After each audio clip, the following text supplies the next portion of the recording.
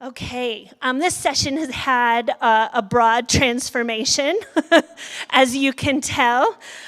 Two of our wonderful speakers were unable to attend today for very good reasons, both of them, but we are sad to miss them. But what we are going to talk about in session 5, I think, is even more relevant than it seemed before those changes were made. And, we've talked a lot about mapping and boundaries and insertion of Western ideas of ownership. I've heard multiple times throughout the sessions yesterday the checkerboard and land grants.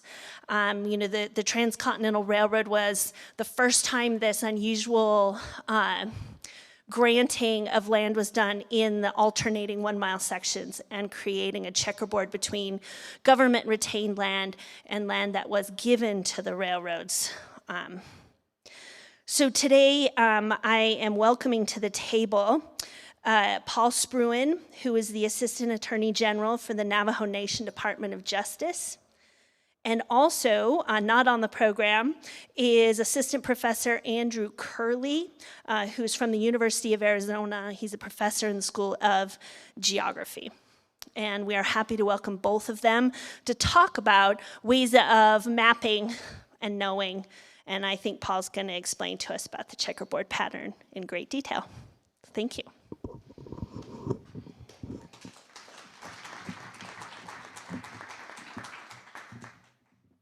Hello, can you hear me back there? Yes? All right.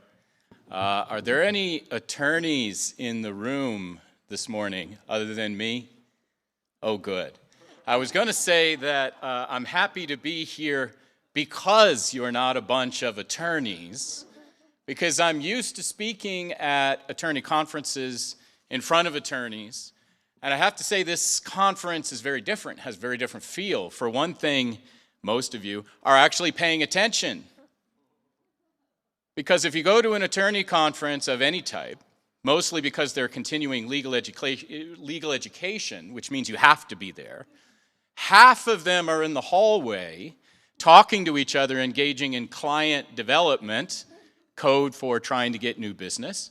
The other half are furiously typing on their laptops or cell phones, multitasking, which is code for billing their clients while they're sitting there ostensibly listening to whatever person is blaring on. I will say there are no musical performances, usually.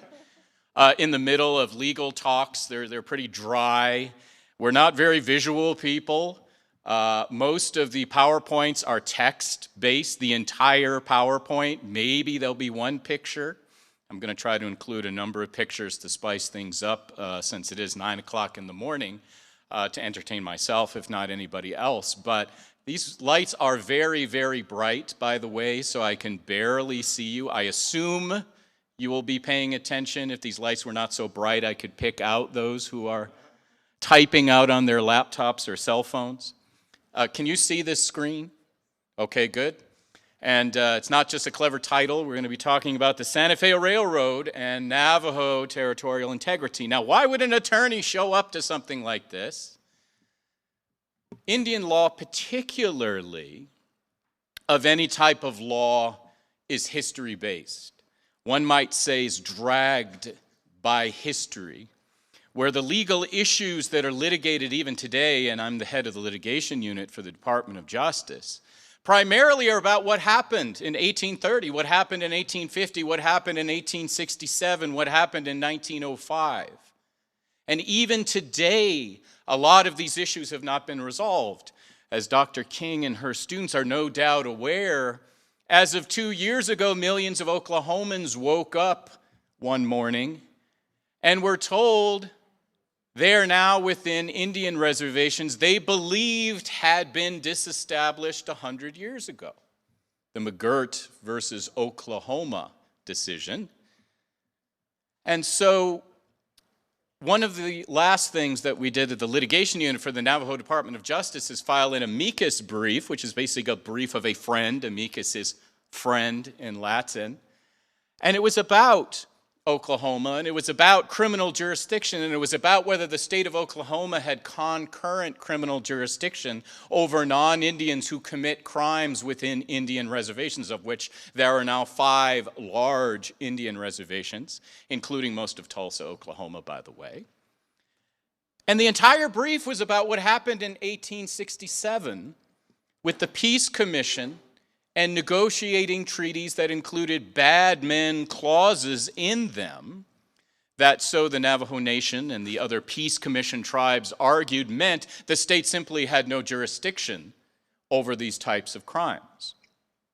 So similarly today, we're going to be talking about that era, that time period, primarily between about 1849 and about 1875, which still has reverberations today.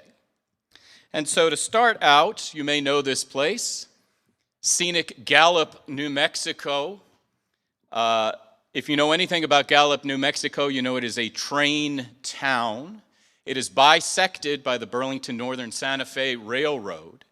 The Navajo name for Gallup is Nanijoj, which means crossing over bridges, because the only real way to get across from one side to the other is through 2 main bridges. There's actually a way to get through downtown, going one direction or the other, 2nd Street or 3rd Street, across the railroad. But as everybody knows, in Gallup, you are playing Russian roulette, because 80 freight trains a day roar through Gallup, New Mexico, and you never know whether you're going to get stuck. And so you go down and you look and you say, I think I can make it, I think I can make it. And lo and behold, the crossing comes down and a coal train, a gas train, a freight train, the Amtrak blocks your way. Now, as Dr. King also noted, if you live in Gallup, New Mexico, my wife and I did for about 8 years, you know at every given moment, day or night, you may hear very loud blaring train horns. Gallup is not a city, unlike some, where they have constructed crossings that mean you don't have to blare your horns. And so trains still roar through very slowly, blaring your horns. You'll wake up at 2 o'clock in the morning, and you will hear various loud metallic clanging. There is a rail yard right in downtown Gallup, and it could be a train going forward, a train going backward, a train being stuck at any given time. Now, where does the word Gallup come from? The paymaster of the railroad, of the Santa Fe Railroad. When people said at that time, I'm going to Gallup, they meant they were getting paid. Sort of has a different connotation today for Navajo tribal members who are saying, I'm going to Gallup, which everybody seemingly does every weekend, every year. Now, how did this happen? What is the significance of Gallup, New Mexico? Well, this is a Bureau of Land Management surface management map. You can go to the BLM New Mexico website and actually toggle around the state of New Mexico. And what they have done is they have colored different owners of land so you can tell who owns what. Now, on the left side of your screen, that white blob is Gallup, New Mexico. And the white, coincidentally, means fee land primarily owned by non-Indians. The orange land is tribal land. It may be reservation land held in trust communally for the Navajo people by the United States government. Or it could be allotments, which are land held by the United States in government in trust for individual Navajos. And the reality is today it probably means 135 of them because of fractionation of ownership, where one Navajo family received the allotment in the early 20th century. They died, they had 12 children. Those 12 children had 12 children, and on and on and on and on and on. And if you've seen an official Bureau of Indian Affairs ownership list of an allotment, it can go 5 pages, where each individual has a .001 ownership interest in the allotment. Now, as Dr. King mentioned yesterday, there is a checkerboard pattern, and this is where this comes from exactly this phenomenon. If we magnify the area northwest of Gallup, New Mexico, if you see that little road that is on the far right, that is, of course, Highway 491, formerly 666, believe it or not, that was the identification. Because of the somewhat, negative connotations of that number, they changed it to the more innocuous 491. And if you know this area, there is a junction where a road goes west from the community of Yatahe, and community is sort of being very generous. It's basically a Family Dollar, a law center, a flea market, and some trailer park. And it goes west 16 miles to Window Rock, Arizona, the capital of the Navajo Nation, just across the border from New Mexico. You can see New Mexico from there. Now what are these numbers? What are these little numbers on here?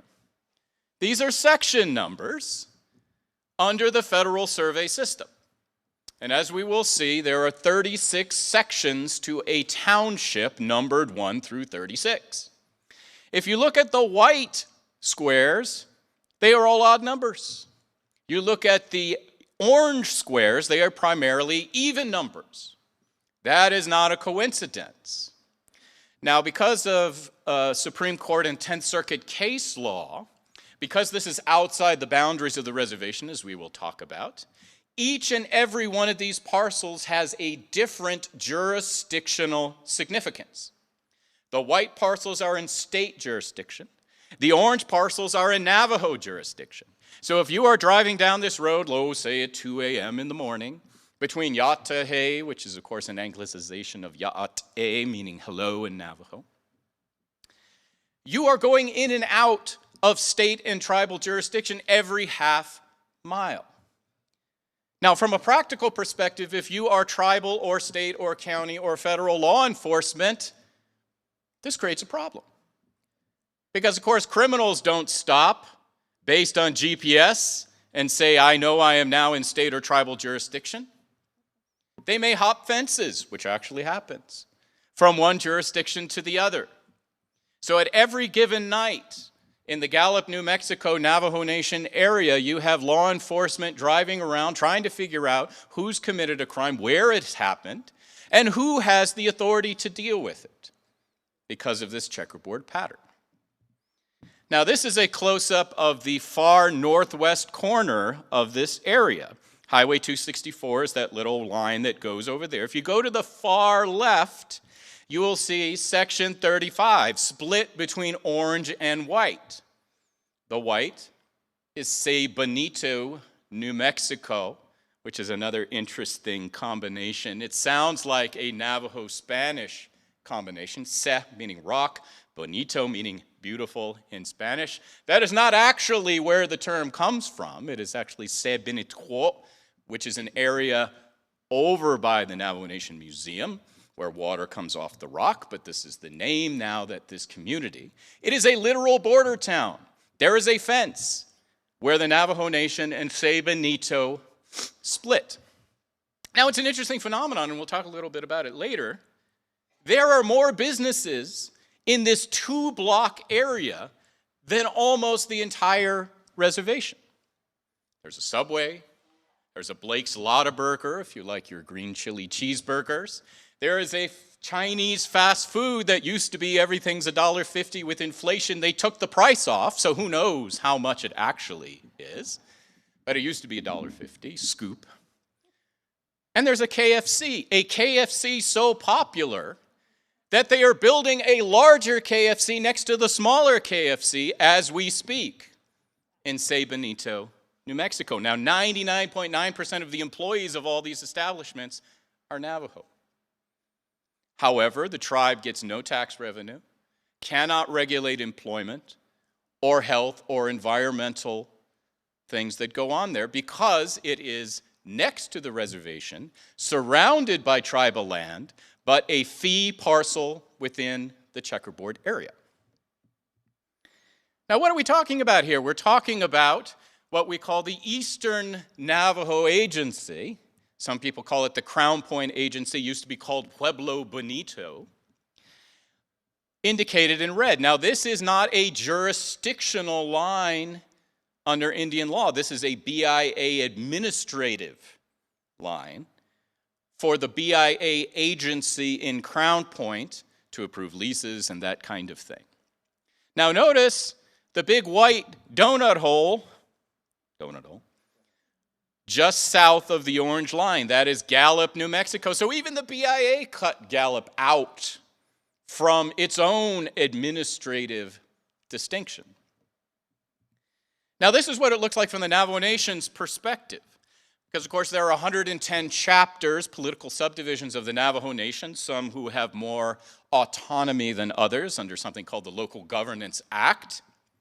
And so from the Window Rock line, almost to Farmington, almost to Grants, almost to Cuba, New Mexico, there are political subdivisions of the Navajo Nation who have elections and presidents and treasurers and secretaries, and some are able to do things like do land management and approve leases, and some have taxing authority. So from the perspective of the Navajo Nation, this is a block of land for which they have direct, definite authority. From everybody else's perspective, including federal law, this is what the Eastern Navajo Agency looks like. Swiss cheese, abstract art. If you've ever seen maps of allotted reservations, it's like someone, Pollock or somebody, said, I'm just going to throw a bunch of colors onto this map and call it a day. By the way, on the far lower left is Rama, Navajo, which has its own unique history that we won't get into.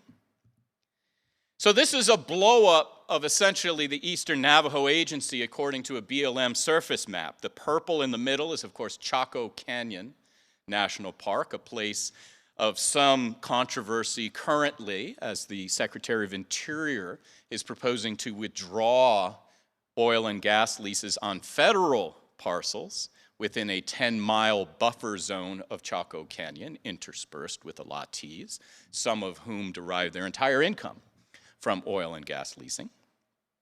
On the far right is Hickory Apache Reservation. If you know Highway 550 from Albuquerque to Farmington, you're going to have the farthest eastern checkerboarded chapters, including my wife's home chapter, Ojo Encino, New Mexico, next to Torreon.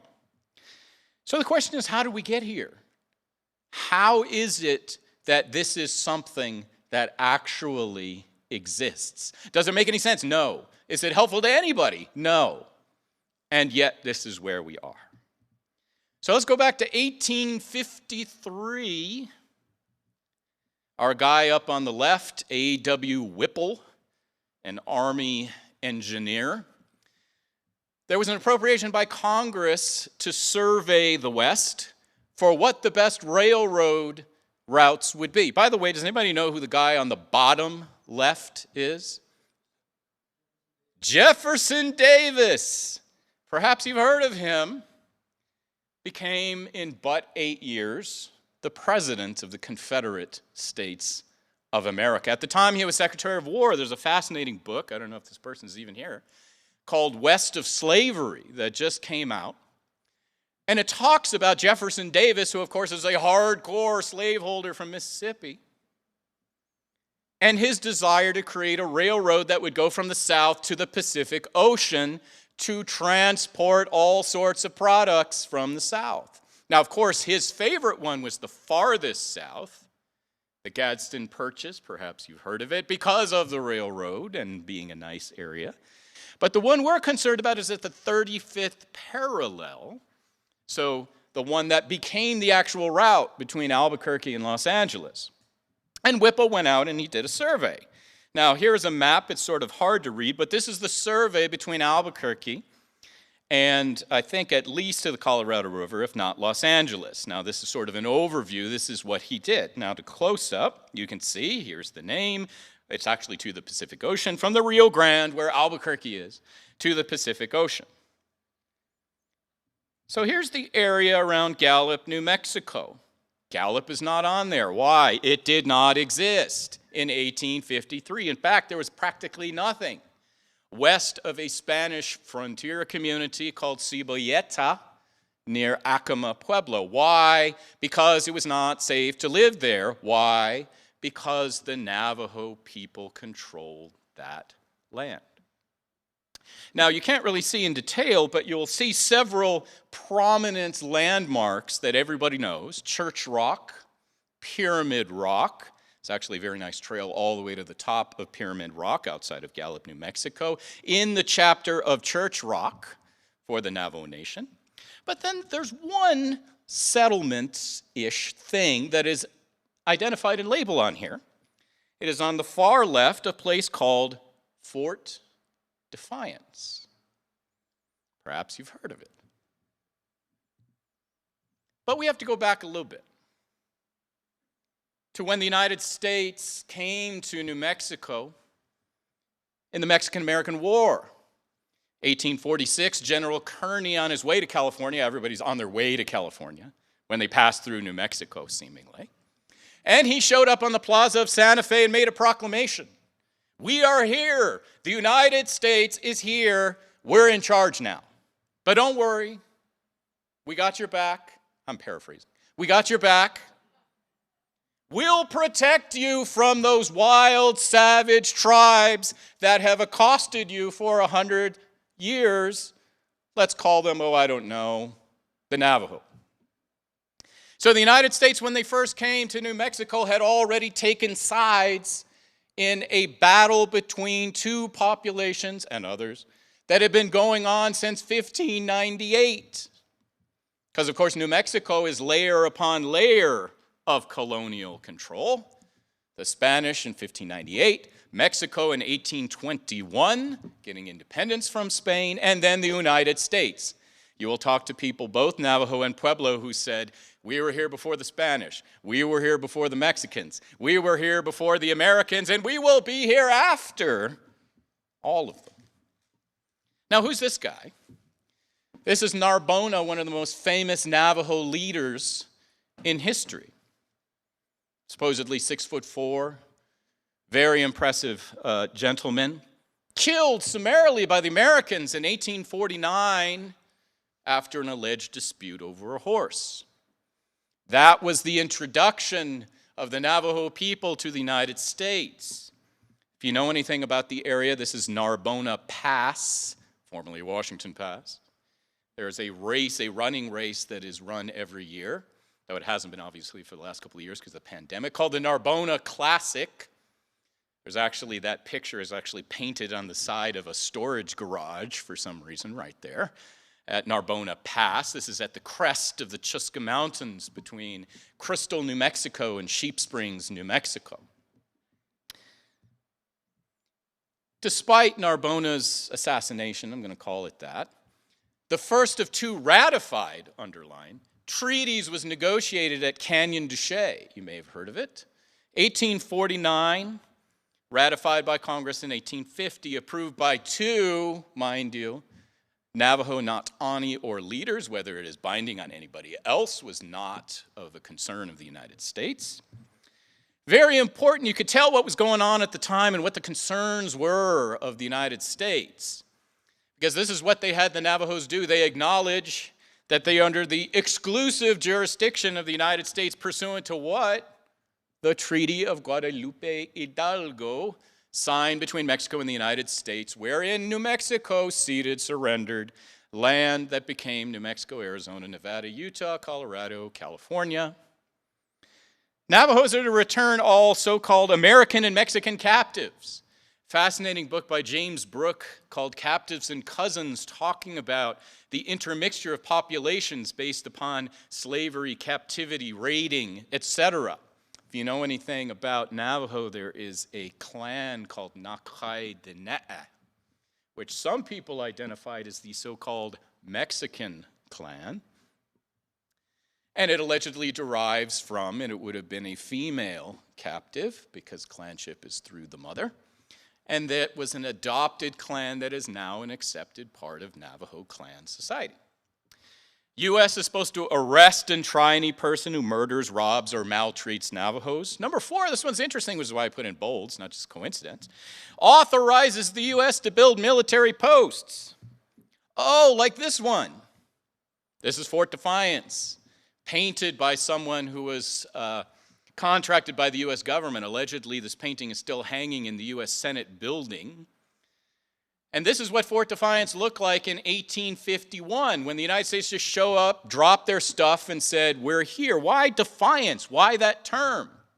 Because you Navajos are being defiant and allegedly not following your treaty obligation. So we're going to form Fort Defiance. So how do you like that?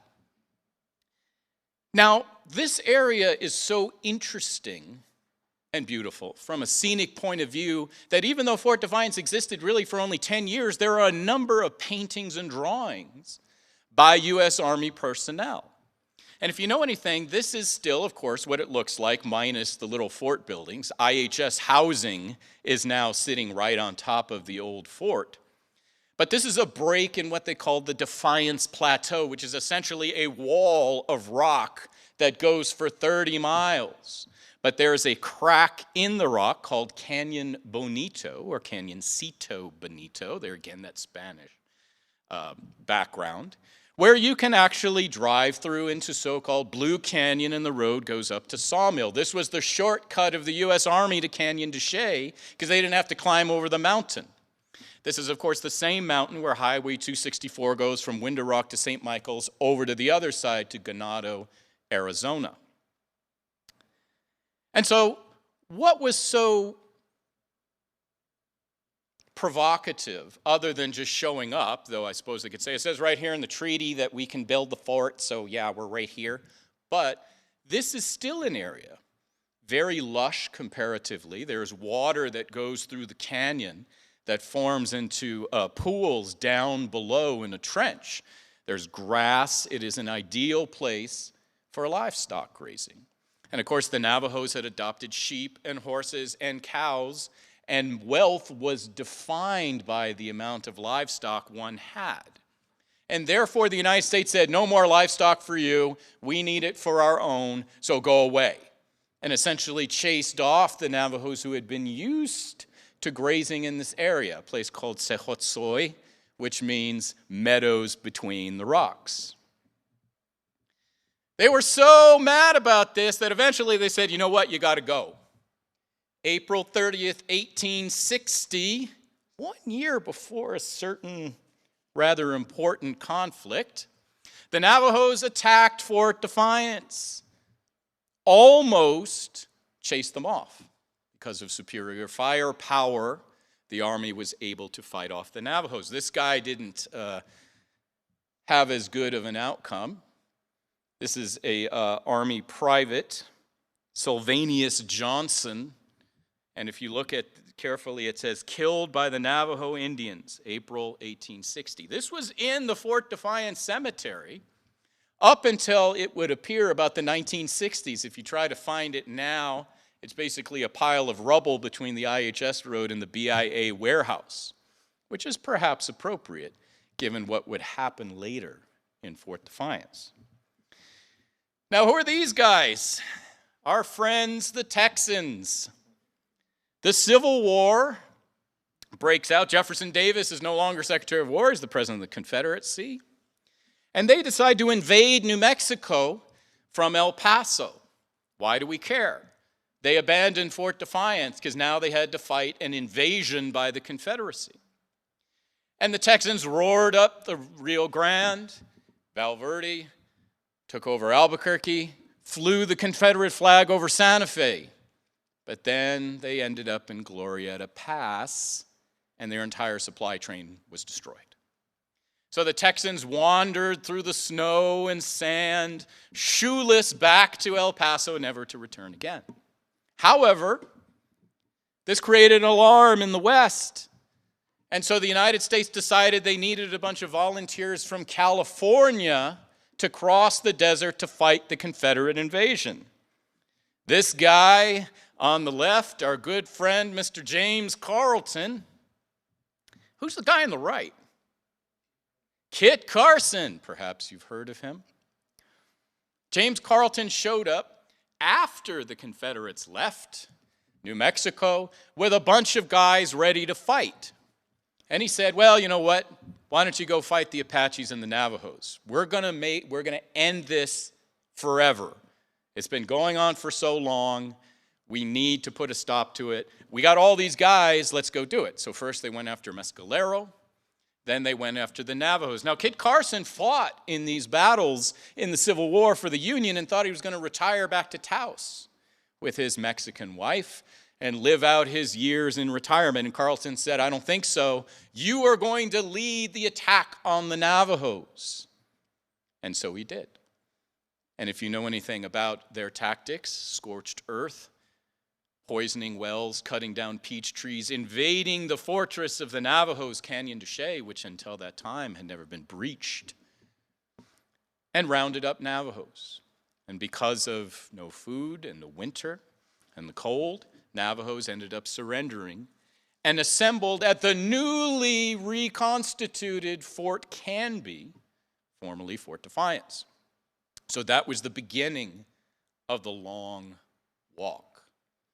From Fort Defiance all the way to Fort Sumner, Bosque Redondo, or Huelde, as the Navajos refer to it, where they were held essentially in a concentration camp for 4 years. This is a picture from Bosque Redondo. People facetiously refer to it as Fair Carletonia, because Carleton had an idea he was going to assimilate Navajos, make them good farmers. There's a tradition of farming, but it is not this type of farming, and make them good Christians. It was a complete and utter disaster. The water was bad, the flour from the corrupt contractors was bad, and the Navajos had had enough. However, they were there until 1868. Civil War ends in 1865. As some people had said earlier, there was this idea of a lasting peace, development, and moving forward. Well, one of the moving forward was the development of the railroad. 1866, Congress, and this was an interesting construct, as Patricia mentioned. We want intercontinental railroads. How are you going to pay for it? Well, we have this massive amount of federal land. There's somebody living on it, I think, but we won't worry about that. And we'll give you land, railroad. And how much land will we give you? We will give you every odd-numbered section. Recall odd-numbered section. Every odd-numbered section, 20 sections per mile, 40 miles north and 40 miles south of the railroad line. Now, if somebody else has the land that we've already granted it to you, you can go 10 miles beyond that buffer line, and we'll give you even more land. What's a section? As we talked about, this is what a township looks like under the Federal Survey System. And you will see there are 36 sections, 640 acres each, and therefore the federal government had to go out and survey under this block system, and 1, 3, 5, 7, 9, etc., up to 35. Remember, Say Benito is section number 35 of that township. And here you go, railroad, it's yours. Lease it, sell it, mine it, except only for coal and iron. But it's yours, do what you want with it, and please build the railroad. We would really like you to do that. Now, originally there was a railroad called the Atlantic and Pacific. This legislation created the railroad. If you know anything, and I think Richard White has an interesting book, just how corrupt and completely out of control the graft and just incompetence of railroads actually were at that time. Those through various sales and bankruptcy and this and that, it ended up as the Santa Fe Railroad. Now, this is an interesting old school picture from a fascinating, I find it interesting, book called Arid Land, which was published by Stanford in the 1950s. And it was about Santa Fe Railroad's land grant problem in the Southwest. Now, if you look to the far west, left, this is New Mexico, you will see the railroad line. You will see that little gray line up and down. That is the 10-mile buffer, the so-called indemnity strip. And so between those two lines is what the railroad got every single odd number section. Seems like we've seen this area before, and that it seems to be very close to the Navajo Nation. Oh, by the way, here's what Arizona looks like. So if you're on the far right, Apache County, which is interesting, the Navajo Nation capital is in Apache County. But this is what Arizona's land grant area looks like. So in 1866, the railroad, to incentivize building, was going to get these odd number sections. But the law said, we're not going to withdraw those parcels from entry or preemption until you file a notice of definite route. Now, the railroad didn't do that until 1871. So in theory, between 1866 and 1871, the federal government still had the ability to give land to, somebody else. Along comes the Peace Commission, 1867. Now, one of the intersecting issues of railroad construction is there are some hostile tribes right along the route. We saw the survey. They knew where the 35th parallel was. They also knew what tribes were over there. And so the Peace Commission was created to stop them from attacking the railroads primarily. It's referenced in the statute. One of the very interesting and honest and refreshing things is back then Congress had no problem explicitly telling you what they were trying to do. So if you look at it, what was the directive to the Peace Commission? You, Peace Commission, we're creating you. This is what you need to do. You need to negotiate treaties with warring tribes to remove all just causes of complaint. Yeah, they have a right to complain. We know it. Oh, but at the same time, to establish security for person and property along the lines of railroad now being constructed to the Pacific. You, Peace Commission, need to figure out a way to make sure the railroad goes through. So you can select a district or districts, talking about reservations. You can create reservations for the tribes, which shall be the permanent homeland of these Indians. We don't really mean permanent, but let's pretend that we do. Provided that these districts do not interfere with, and then at the bold at the bottom, the route of the Northern Pacific, the Union Pacific, italics, mine, not theirs, emphasis added, or the proposed route of the Atlantic Pacific Railroad by the way of Albuquerque. Do not mess with the railroad route when you create these reservations. You are specifically directed to figure out a way to make them not be angry, to create reservations, but whatever you do, keep them out of the way of the railroad. Who was on the Peace Commission? We mentioned this guy before. Who's this guy? William Tecumseh, ironically, Sherman. Now, the presentation about Atlanta, you may know something about him. Burned down Atlanta, scorched a path from Atlanta to Savannah, and crushed the Confederacy. So he's a well-known guy. He didn't want to be president. He would have been president probably. Ulysses S. Grant, of course, was president. But he didn't want to. What did he want to do? He wanted to go out west, and he wanted to make sure the railroad was constructed. I don't know if trainophilia is a term, but as someone mentioned, I believe it was the chairman on the first day, he didn't like Indians very much either and saw them as an impediment. And so he's an interesting guy to arrive at Bosque Redondo, at Huelde, with a treaty commission to talk to the Navajos about what was going to happen. Because everybody knew, except for Mr. Carleton, who got reassigned, that it was a complete failure and was essentially destroying the Navajo people. Now, you might think that Sherman would be like, that's fine by me. But interestingly enough, he wasn't. He came and said, this is awful. This is like Andersonville, I think is the name of the famous POW camp of the Civil War. We got to do something about this. Now, who were the negotiators on the Navajo side? And if you read the treaty proceedings, they talk about who do you want to be your leader, your spokesman? This guy, Barboncito, who, by the way, has one of the awesomest Navajo names of all time.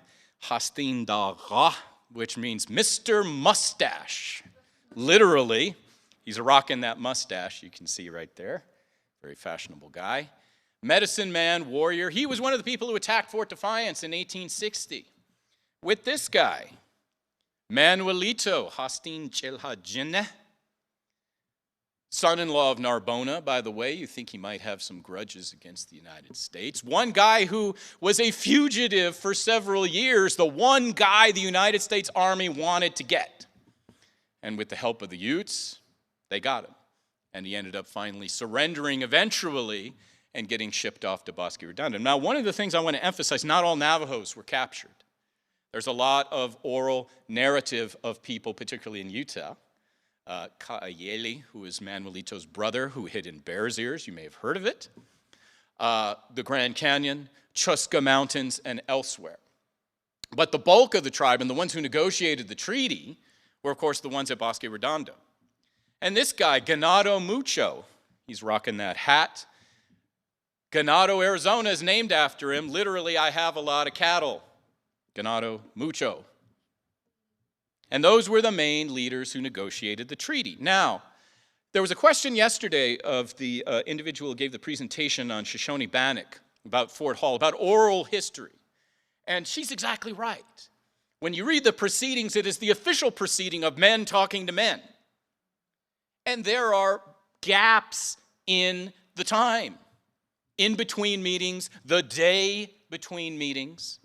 And the question was there oral history of what was going on? There was also another question about the role of women in all of this. Now, has anybody seen this before? This is part of the mural in the Navajo Nation Council chambers, painted by a Gerald Naylor at the behest of the federal government. It's a New Deal project. If you've seen the council chambers, it's a sort of brick building in the shape of a hogan, the traditional housing and ceremonial side of the Navajo people. And I'm a DOJ attorney. Before the pandemic, one of our jobs was to sit at council. There's a specific chair for the Department of Justice just below the speaker of the Navajo Nation Council. Fortunately, there's also a pole there, so you can sort of wander behind the pole and hide and hope that they don't ask you any questions. Well, one of the things when you're sitting there for hours and hours and hours as they argue the nuances of Robert's Rule of Order, Mr. Speaker, I have a question of privilege, an amendment to the amendments, and it's like C-SPAN in Navajo, basically. Your mind and sight wanders, and you look at the murals of the council. Now, I had never noticed this particular panel. Who's the guy on the left? That's Mr. Sherman. Who are the people here? Navajo women. And what are they doing? They are accosting him and telling him what they want. Is this in the official transcript of the proceeding? Why, no. But there are at least two sources of oral history interviews that have been recorded that have confirmed that Navajo women were yelling at Sherman and telling him, we want to go back to the Navajo Nation. So this is an actual physical manifestation of that oral narrative. Now, it's interesting. It's sort of controversial, this mural. There's actually a panel that has been covered up in back of the speaker because allegedly then Chairman Peter MacDonald was so offended because it showed baptism of Navajos by Catholic priests. And so when you read the art history sort of commentary about Gerald Naylor's mural, they talk about it as essentially an assimilationist document. The fact that it goes the wrong way, circular in the hogan, is not a good thing anyway. So it's interesting that he put this in here, in the area negotiating the treaty. So this is a famous painting of the treaty. General Sherman's holding onto the sword. And you'll notice this is where Delgadito, a Navajo leader, who knew how to sign his name, the only Navajo leader who signed his name. By the way, the first res dog makes an appearance, by the way, you will notice, at the bottom, looking as to what's going on. This is what the treaty looks like. It's a very interesting document. It's written on notebook paper. The original treaty came to Window Rock a couple of years ago, as you may recall. And it's interesting how sort of not very awesome the document looks like. because it looks like they scrawled it. Why? Because they made it up on the fly, at least the treaty boundaries. Because why? Because Sherman wanted them to go to Indian Territory, and he said, Barboncito, we've got this wonderful, stupendous, gorgeous place. It's called Indian Territory. We'll pay for you to go there, and if you like it, you can stay. And Barboncito said, you've got to be kidding. You said this place was a good place, and this place sucks. So there is no way we are going to Indian Territory. That is not going to happen. So what happened? Sherman and Tappan and other people on the fly made the original treaty reservation. What is the southern boundary? Oh, a certain place called Old Fort Defiance in Canyon Benito is the southern boundary of the Navajo reservation. Canyon de Chelly on the west, the 37th parallel on the north, and Fort Wingate, a line that shoots up over there. So Sherman was well aware of where Fort Defiance was located. Now there's the famous article from the 1980s by Professor Kessel, which suggests Sherman very well knew that he was creating a reservation away from the railroad because he was directed to do so, though Kessel doesn't really pick up on that point, that Congress told him what he was supposed to do, but that he never told the Navajos that this railroad had already been designed to cut through their area. So he said, oh, sure, we'll give you a reservation. How's Fort Defiance as a southern boundary? And the Navajos very much wanted to go home, as opposed to Oklahoma. Whether you can blame them is up to you. And they said, okay, we'll accept that reservation, and they went home. Now, interestingly enough, the effect of the reservation was they relinquished all rights to all other land that's not in the reservation. So all that land where the railroad was going through was federal land that the United States could do whatever they wanted with. For instance, give odd-numbered sections to the railroad. There's some railroad provisions in the treaty. If it was unclear what they wanted to do, it's mentioned 3 times. By the way, you Indians agree, you will make no opposition to railroads. Oh, by the way, you will not interfere with the railroad. By the way, you will not future oppose the railroad. Don't mess with the railroad, is what apparently they were trying to communicate. Now, the story doesn't end there. Navajos came back from Bosque Redondo, and they did not stay in the original treaty reservation. You'll notice on the flag that dark brown is the original treaty reservation. The Navajo Nation is vastly larger because Navajos said, we're not going to stay on this reservation. We are from these areas, and therefore we're going to stay. And what did they do? They dropped their stuff, and they stayed beyond the invisible line, including on land given to the railroad. Did they know where the section numbers were? Of course not. And so they said, this is where we're going to stay. They built hogans, their umbilical cords, as Dr. King mentioned. And so it became a real problem.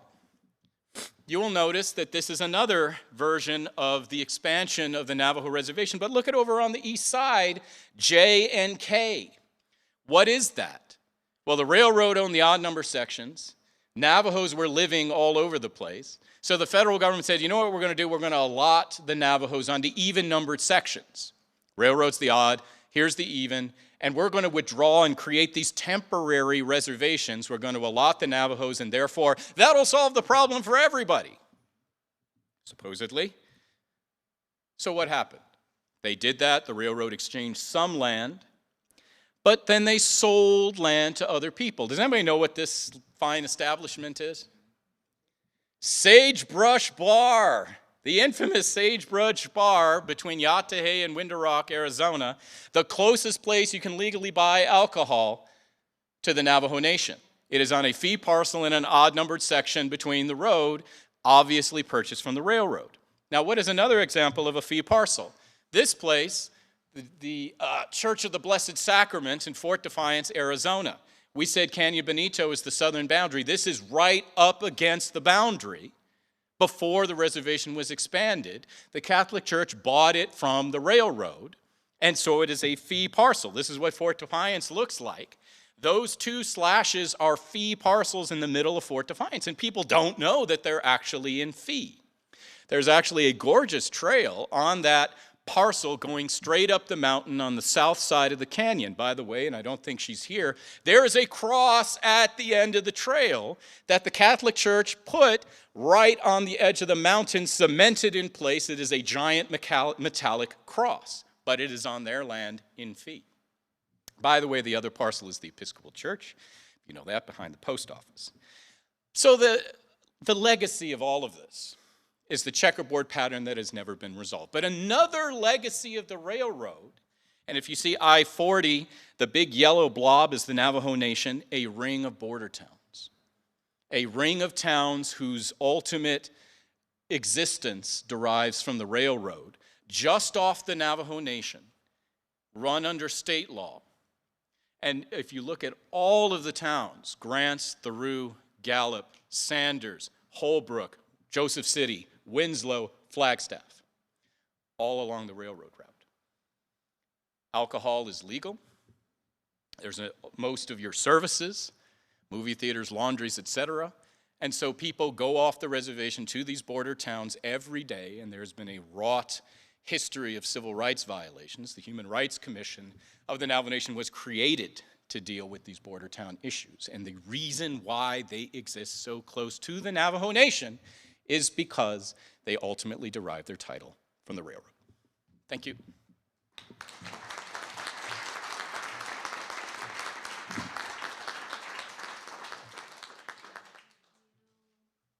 This works. Thank you very much, Paul.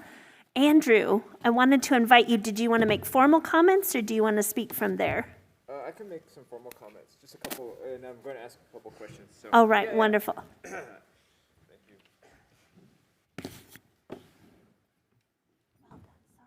All right, let's see if I can do this on the fly. Hi, I'm Andrew Curley. I'm going to respond and ask some questions based on this excellent presentation. I learned a lot in the process of listening to it. You know, I've been working on Navajo Nation for more than a decade as a researcher, and you know, there's so much that I've just learned now in the last few minutes, just hearing about the history of our land and land status. So, thank you for a really well put together presentation, really excellent presentation. And I think some of the really interesting things that you point out, and the importance are the layered history of land statuses in the reservation, and then you get to understanding why a static picture like the one you're looking at exists the way it does, right? You're historicizing that process, and you're bringing us into a place where we can understand why we have these checkerboard areas throughout the reservation. And when I was younger, around 1988, 89, back in the McDonald days, I would go back and forth between Window Rock and Gallup with my parents along that same route, that checkerboard route. See the coal mine when the coal was in operation. That was a McKinley mine, which shut down in 2009. And then, see sagebrush along the way. And you always had to be careful driving by sagebrush because people might already be drinking. And then driving back home, which is part of the danger of having liquor establishments so far from where you live. And so that was always kind of a threat. And so these are some of the social dimensions and social dynamics of the way that these land lines and these and the way that the things that you see on a map kind of are experienced by people that live there, that generations of people that live there and continue to live there in and around the Navajo Nation, Sabanito, Gallup, and then other parts of the reservation, Sanders, Holbrook, down along where the border towns and the train depots continue to be constructed. So I guess I have a couple questions based on this presentation to direct you more in the area that's kind of my interest. So it's a little bit out of your wheelhouse, but I know from your decades of experience, you probably can easily answer these questions.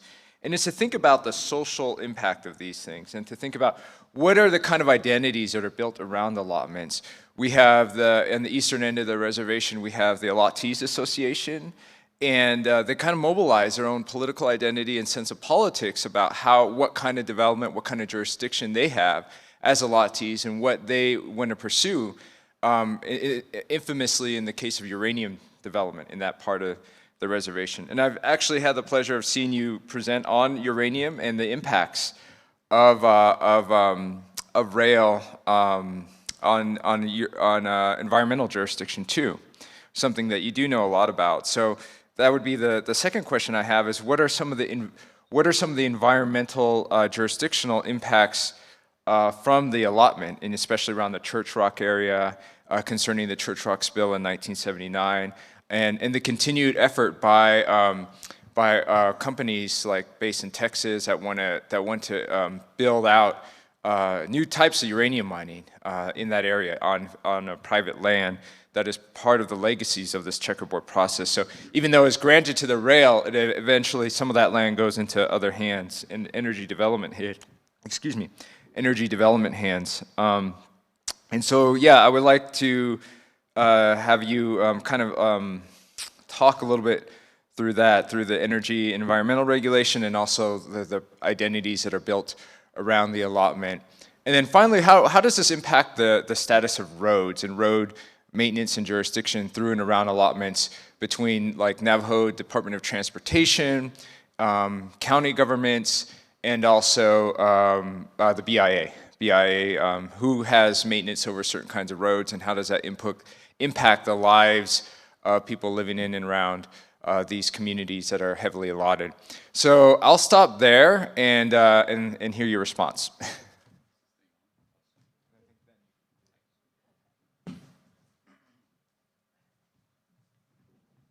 We'll go back and forth from the podium. And I mean, it is very interesting, and I've been involved directly in some litigation recently, Public Service Company versus Barbone, and that was about Public Service Company, it's not just a clever name, PNM, the largest utility in New Mexico. And they wanted to renew a electrical line that went from Grants to Gallup, and it passed through several allotments. And the allottees were represented by fairly aggressive counsel out of Chicago, and they said, your pittance that you gave us before, 25, 50 years ago, that's not going to fly now. So if you want this line to continue, you're going to have to pay up. Now, it's sort of an interesting congruence with some things, because this was after the Cobell litigation settlement. And the Cobell litigation settlement, if you recall the breach of trust that was settled by the Obama administration, one of the things that it did, it created the buyback program. And the buyback program was allowing the Department of Interior to buy allotment interests from the allottees who didn't want them anymore because they owned 1/8, 1/100th, one whatever, for a minimum of $2,500 a piece. And the idea was to consolidate ownership back into the tribe. And so some of those allotments ended up having some Navajo Nation fractional ownership and some individual allottee ownership in the same allotment. And so PNM, in their infinite wisdom, decided to sue all of us to condemn the property, because there is an old allotment era statute that allows public utilities to condemn allotments, primarily because of Oklahoma and the oil and gas development there, involuntarily. Minor problem. Once the Navajo Nation gets an ownership interest in the allotment, it's no longer, so we argued in the 10th Circuit affirmed, subject to that statute. And so we actually utilized the Navajo Nation's interest to block PNM's ability to condemn this land without the consent of the allottees by arguing we had sovereign immunity, we couldn't be joined, but also the statute means this is no longer an allotment. That's just one example. But Andrew, what you say is absolutely correct. The allottees have a separate identity from the tribe. And it's interesting because but for this fractionated interest where the nation owns an interest, the nation has no ownership interest in these allotments. It's different than reservation trust communal land where the nation in theory has beneficial ownership. The allottees are on their own. Their relationship is directly with the BIA, not with the tribe. And they assert, appropriately for their purposes, an independence from the tribe when they want to, right? Now, the Chaco Canyon issue is very interesting in this regard, which I mentioned, where the allottees are pressuring the Navajo Nation government to support them to oppose the buffer zone. Because they say the way that oil and gas is pooled, even though their allotment in theory is not subject to withdrawal by the Secretary of Interior, because it's not BLM federal land, if you withdraw the area around their allotment, it's essentially worthless for oil and gas purposes, right? Now, the Navajo Nation, as you know, has a very fraught, complex relationship with extraction industries. Sometimes they oppose them, bear's ears. Sometimes they want development in this area. And then, of course, the closure of NGS, the potential closure of Four Corners, the legacy of uranium. It's interesting you mention uranium in relation to the Eastern Navajo Agency, as I think Dr. King mentioned the Church Rock spill, one of the most devastating radioactive uranium spills in the history of the United States in the checkerboard area. Well, the last case that has dealt with the jurisdictional aspects of the Eastern Navajo Agency is called HRI versus EPA. And it's a 10th Circuit decision by a certain Judge Gorsuch. You might recall that name, the guy who wrote McGirt. And it was en banc, which means the entire 10th Circuit had to decide this question. And it was a fee parcel. And HRI is a uranium company, and they wanted to start up uranium mining. Now, the Navajo Nation, because of the devastating aspects of uranium mining, had said, no more uranium mining at all, period, never going to happen. But this is a fee parcel in the middle of Church Rock chapter. So the question was, did New Mexico State have environmental authority to issue a permit to the mining company, or did the federal government? And the question was it Indian country as defined by federal law? And this was the real issue litigated over and over and over again with the Eastern Navajo Agency. So the question was this little fee parcel Indian country subject to federal oversight, and EPA would probably have not granted the permit, or New Mexico, which was perfectly happy to grant the permit? And Judge Gorsuch says it is not Indian country because it is a specific parcel owned by a non-Indian uranium company. It does not matter it's in the Church Rock chapter boundaries. It does not matter that it's completely surrounded. It is off the formal reservation in Eastern Navajo checkerboard. Ergo, it is subject to state jurisdiction, not federal. Now, an interesting thing happened, though. The uranium company figured out that the road, speaking of roads, to get to the main state highway had to cross a tiny corner of Navajo Trust land. Oh no. So the tribe said, well, you got a kind of problem here now, don't you? And they never actually mined uranium. But that case law is a legacy of that fight.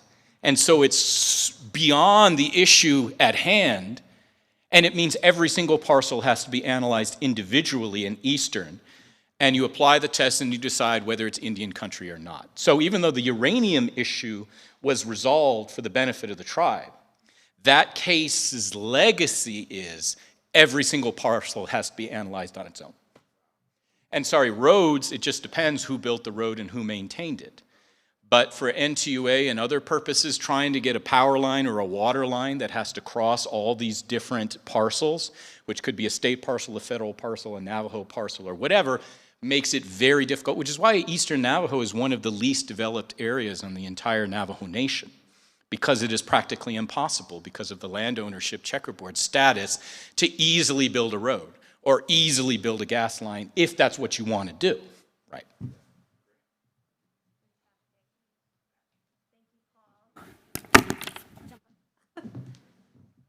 Thank you very much, Paul. I believe we have about 5 minutes for any additional questions. James, did we have any from online? Yes, we have 2 questions online. So the first question is, I believe this is directed maybe towards Paul, is what impact does the checkerboard jurisdiction have for water management?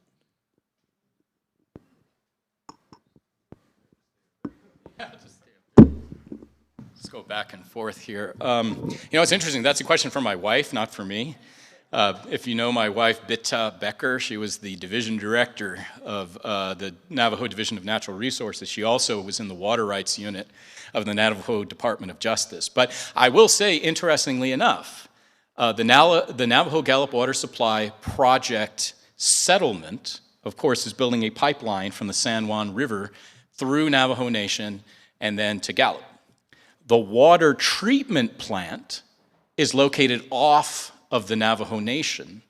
And so there has been and still is a question whether that plant is regulated by the state or whether the plant is regulated by the Navajo Nation, even though that's the plant that treats the water that goes through the pipeline.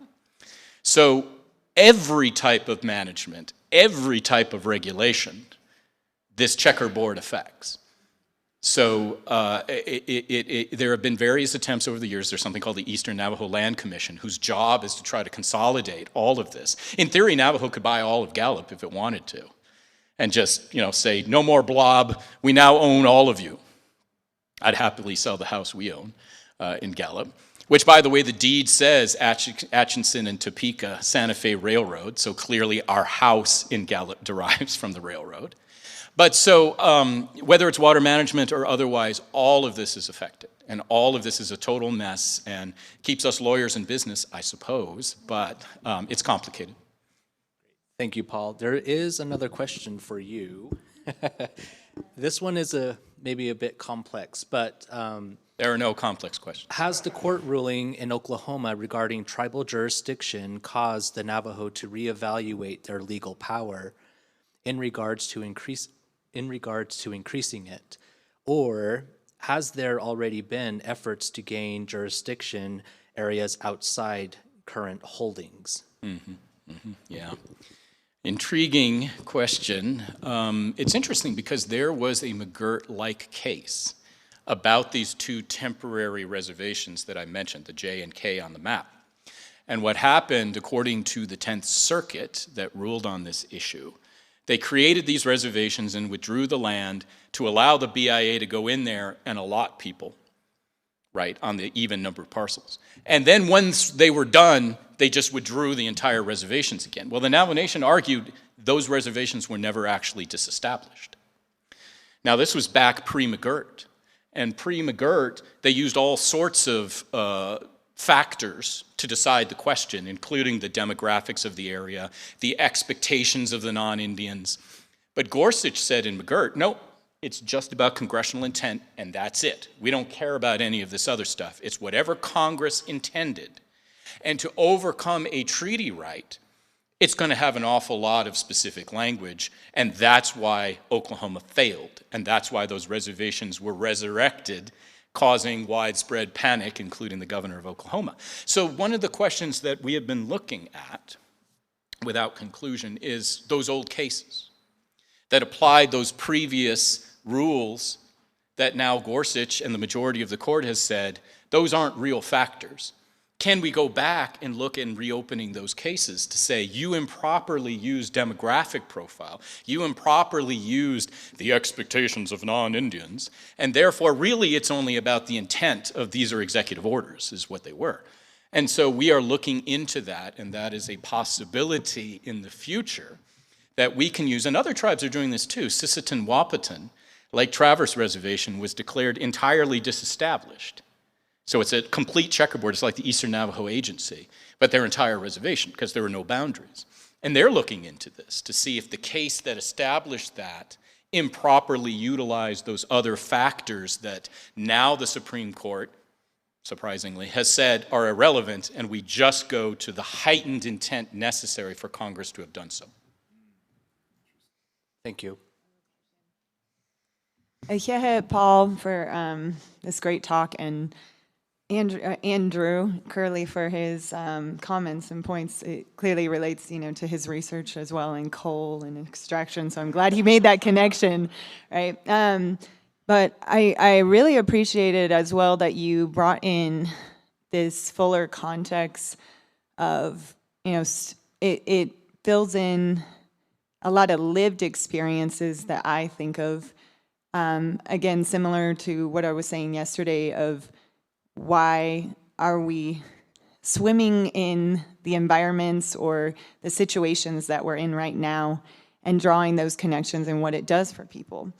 I think when people can actually hear tangible, direct stories, like for me, I'm thinking of my cousin complaining about how she's being robbed and she doesn't know who to call, what police to call, and just that, helplessness, or, setting up a water line and having family who don't have water, who can't shower, having our little baby, cousins and my, to me, daughters, not able to have clean water and basic human necessities while they're right next to a city Gallup, that does. But they will not leave because that's our home. That is our home. And people don't get that. Like, they just don't understand what that checkerboard can mean. So I think, that's why often people, when you talk to them, they just make up whatever, I don't know, they just throw mud of, well, that's just how it is, too bad, these are just what happened, that's how it is. And then when I share with them, I'm like, these are people, real people. And I think that brings awareness to a lot of what's going in the world when we can really connect and not just put on our blinders. So a lot of what I thought about when you were talking, and also Andrew too, the interaction there and your responses, is a conversation about upstanders and bystanders. Because there was a scholar of Holocaust studies who wanted to look at the impacts of removals such as the long walk.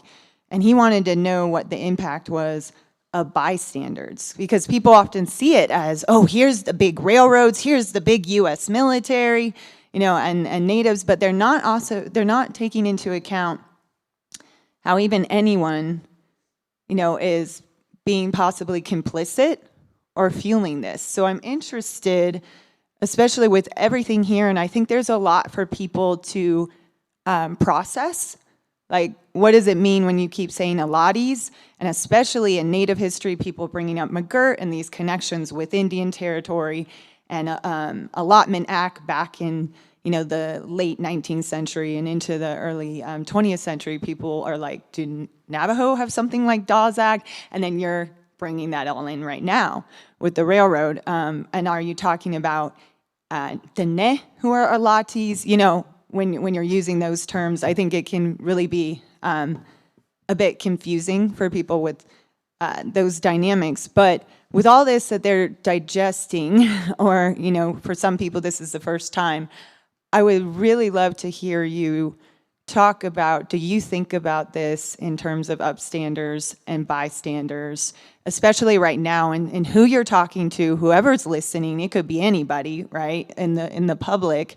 Because when people think it's law, it's frozen, well, you're just mentioning how laws are made, how these are made, even on a sketchbook of paper.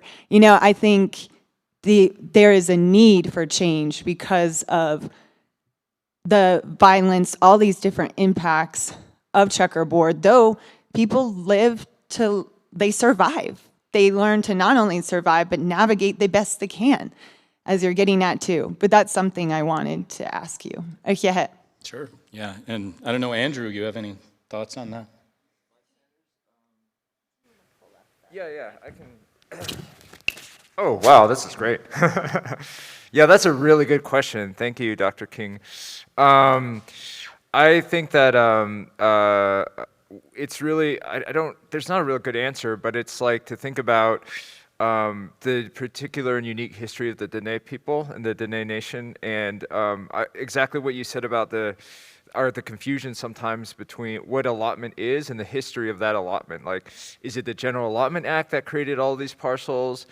No, and at least that's not what I understand it to be. It's these rail grant, these land grants that are given to the rail. And over the course of this conference, I mean, that's a very particular kind of history, and my own family is involved in that history. My dad's side, I'm Bilaganas, my mother's side, my dad's side is Hanagani, and from that area in Sanders, Hauk chapter is I'm a member of Hauk chapter right along the railroad. And my grandfather used to work on the railroad, was one of the people who worked there. I don't know what he did. I never met him, but it's just like, that's how we ended up there.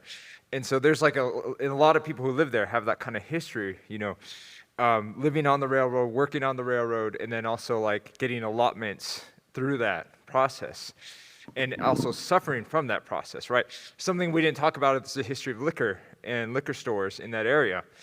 Red Barn that was shut down, and Navajo Nation was a big part of that. Up around Lupton, there used to be a bunch of liquor establishments outside of Gallup. There's these predatory kind of establishments all throughout those allotments, targeting people with suffering from addiction and trying to capitalize on that. And that's a big part of the history of Dene activism. In Gallup is responding to those colonial pressures. So I think the very unique particular history of Dene people, especially as it relates to the rail, and thinking about the allotment phenomenon with rail as opposed to the General Allotment Act, which was devastating for other nations, and not to confuse those two kinds of processes is really important.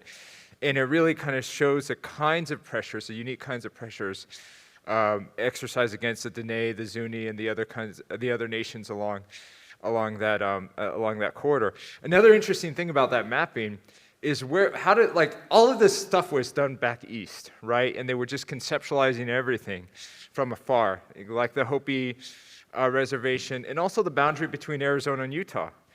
And what was that initial boundary? It was about enslavement. It was about everything, like when all of these new territories were going to come into the Union, would they be a free state or in a slave state? And they wanted to preserve the possibility of enslavement south of the border between Arizona and Utah. Obviously, history turned out the way it did, but there was a whole racial, violent logic behind the establishment of all of these boundaries. And sometimes when you look at it, you're like, oh, those are just boundaries. But if you think about kind of the logic, the intent, and what these 19th century actors were really doing, then it becomes a really dark kind of history. And one last thing, and I'll stop talking, but while you were speaking, we see all kind of the residues of this on these flags even. Like you see the Navajo Nation flag and all of these boundaries that Paul Spruhan did a really good job at explaining, they're represented there. And we see them all in many of these other flags. How did these boundaries become the way they are, and how is sovereignty defined using these boundaries and against these boundaries? So anyway, I think that's a really good question that you ask about the unique history about this kind of allotment as opposed to general allotment. All right, I'll stop talking. Just very quickly to respond to that, you will notice the Navajo flag includes the Pueblo Bonito Agency as part of Navajo territory. So its mapping is very different in that it claims it as a block, as sovereign Navajo territory, when, as we showed for federal purposes, that's not exactly true. Now, in terms of bystanders, sort of historically, it's interesting because, of course, the Long Walk went through Santa Fe. And the current president, Jonathan Nez, has noted this on the way back, when during the treaty he went back to Bosque Redondo and ran. People threw things and yelled and were just complete jerks to the Navajos walking through, abusing them verbally and physically. When they came back, they were welcoming in the sense that when the Navajo Nation returned to Santa Fe on the way back celebrating the treaty, they were much more open. But how open and how knowledgeable are you? I mean, how many people even know anything about this? You can live in Albuquerque and Phoenix and Gallup and Flagstaff and not even be a newcomer, by the way, from California, and have no idea whatsoever. Now, of course, if you live in the city of Gallup, you of course know the distinction between Navajo land. There's always these semi-amusing articles in the Gallup Independent, The Truth Well Told, et cetera, about dog problems and how dogs jump from one jurisdiction to the other, and the dog catcher in the city of Gallup can't go onto allotments to capture the dog. I mean, so the lived reality, in some sense, people are aware of it, but there are doctors and teachers and other people, Vista workers in AmeriCorps, and they come in, probably have no real conception. They may know, oh, Navajo Nation, yeah, I know there's a lot of Navajo people, they come into town and this and that, but they don't know the interaction and intersection, all of this historical legacy. So it's always surprising when you talk to people in Phoenix, which is completely ringed by tribal land, who have no conception whatsoever as to what's going on. Tucson as well, I'm sure. And so being a bystander, meaning you can afford to be ignorant. You can afford not to care because it doesn't affect you, right? And that's the real, and maybe one of these, the important thing of a gathering like this, it's not a cheap legal conference, is that, you're communicating this in a way that hopefully people will go back and get something out of it and think about not just the historical legacy, which is awfully interesting from a sort of, chair and smoking a pipe and reading the Barnes and Noble histories, but what does it mean now and what can it mean to try to solve these problems? Thank you. Thank you. I just